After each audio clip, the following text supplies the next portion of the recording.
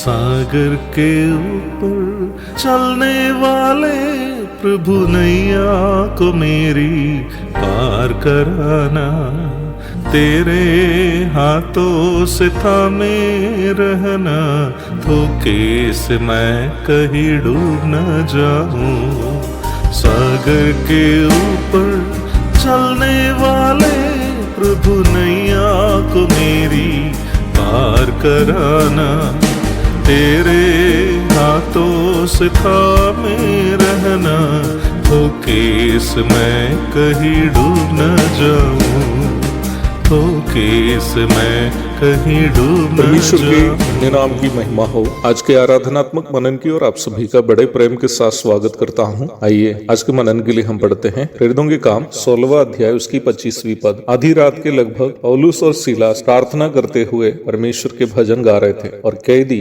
उनकी सुन रहे थे। प्रभु के सच्चे भक्तों के लिए प्रभु की आराधना करने की कोई समय सीमा निर्धारित नहीं। हम प्रभु की आराधना क्यों करें? एक ही कारण है, क्योंकि प्रभु आराधना के योग्य है। परंतु किसी भी परिस्थिति में प्रभु की आराधना कर पानी हो तो हमें बहुत अधिक आत्मिक परिपक्वता की अनिवार्यता है। जीवन में जब केवल आनंद ही है तो आराधना करनी एक आसान कार्य ही होता है, परंतु जीवन के विपरीत परिस्थितियों से गुजरते वक्त जब चारों तरफ अंधकार ही दिखाई देता हो, मन में और तन में एक ही समय दर्द का एहसास हो और आंखों से आंसुओं की बूंदे जो टपकते गिरती रहती है, बंद होने की आशा ही ना हो, हम में से कितने लोग आनंद से प्रभु की आराधना कर पाएंगे? शायद बहुत ही कम लोग। अपने जीवन में आने वाली परिस्थितियों का, वो चाहे विपरीत परिस्थितियां भी क्यों न हो, आत्मिक नजरिए से देखने और उसके पीछे का परमेश्वर का उद्देश्य को जानने की क्षमता जिन मसीह विश्वासियों में है, केवल वही विपरीत परिस्थितियों में भी प्रभु की आराधना कर पाएंगे। उसके लिए प्रभु के साथ एक नियमित तथा घनिष्ठ संबंध की जरूरत है। प्रेरितों के काम 16वां अध्याय की 25वीं पद में ऐसी ही एक आराधना को हम देखते हैं जो प्रेरित पौलुस एवं उनका साथी सीलास के द्वारा आधी रात के समय रोमी प्रदेश फिलिपी के कारागृह में की थी। पौलुस और सीलास कोई अपराध करने के कारण जेल नहीं पहुंचे थे। पौलुस और सीलास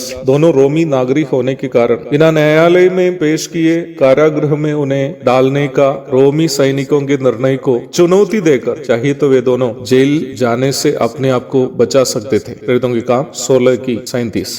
परंतु वे दोनों सुसमाचार के प्रचार और प्रभु की महिमा के लिए दुख सहना स्वयं चुन लिए। कारागृह के दरोगा और उनके परिवार का उद्धार तथा फिलिपी की कलीसिया की स्थापना इस बात का प्रमाण है कि पौलुस और सीलास का निर्णय पूर्णतया परमेश्वर की इच्छा अनुसार लिया गया निर्णय था। परमेश्वर की इच्छा को जानकर जब हम उनकी महिमा के लिए कष्ट और दर्द से गुजरते हैं तो वो कष्ट भरी यात्रा एक आराधनात्मक यात्रा बन जाती है। भजन 84 के 5 एवं 6 पदों में कौरवंशी इस प्रकार गाते हुए हम पढ़ते हैं, क्या ही धन्य है वो मनुष्य जो तुझसे शक्ति पाता है और वे जिनको सियोन की सड़क की सुधी रहती, वे रोने की तराई में जाते हुए, वे रोने की तराई में जाते हुए उसको सोतों का स्थान बनाते हैं। फिर बरसात की अगली वृष्टि उसमें आशीष ही आशीष उग जाती है। जीवन के कठिन परिस्थितियों में प्रभु से बल पाने वाला एक भक्त इंसान दुख की घड़ी में भी परमेश्वर की स्तुति करते हुए आगे की ओर आशा के साथ बढ़ने की चर्चा यहाँ की जा रही है। मेरी बेटी की सड़क दुर्घटना होने से ठीक 2 दिन के पूर्व लिखा गया एक गीत है जो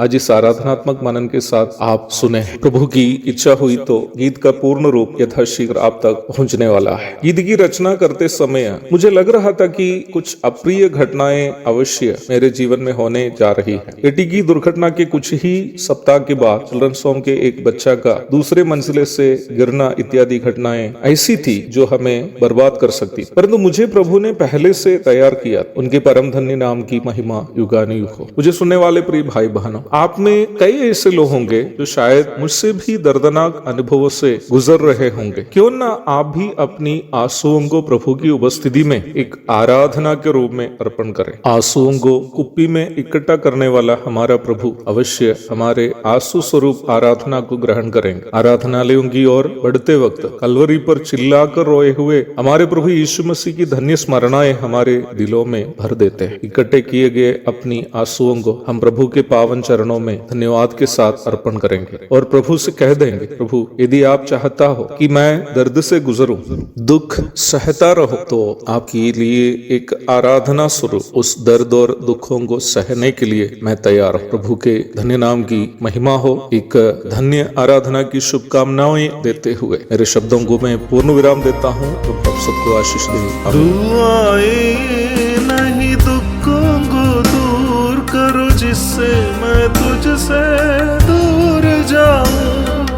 दुआएं नहीं दुखों को दूर करो, जिससे मैं तुझसे दूर जाऊं। दुखों को सहने की शक्ति देना प्रभु, ताकि मैं तेरे पास ही रहूं।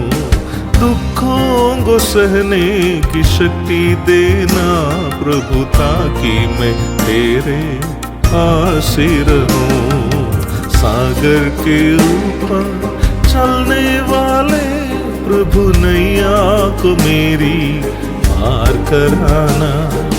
तेरे हाथों से थामे रहना, धोखे से मैं कहीं डूब न जाऊं। धोखे से मैं कहीं डूब न जाऊं।